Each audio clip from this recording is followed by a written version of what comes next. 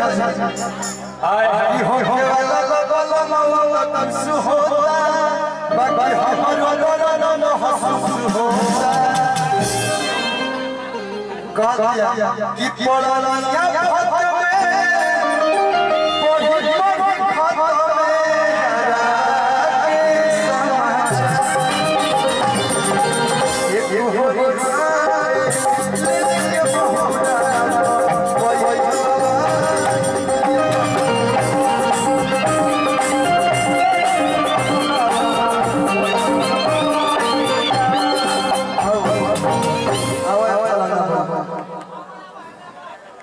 एगो बात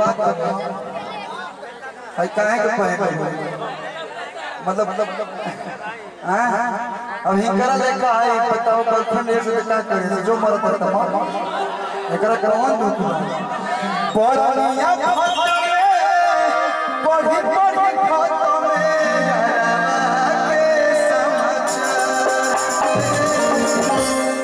दोनों जो हिला रहे थे भाई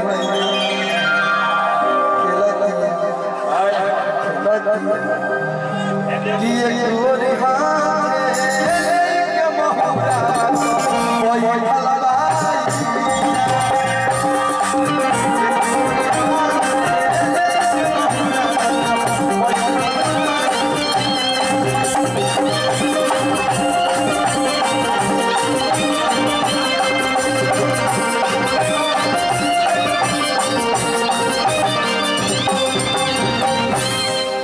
अच्छा लगा ताली बजा। अरे कोरोना चल गया काहे के क्लिनिक पहुंचते कद तो हाथ धोवा दिया और कुछ धोवा दिया भाई इतने प्यार से दिया आपको लेना चाहिए तो के का लगता है तोहरी हाले में लगा के क्लिनिक प्लस हां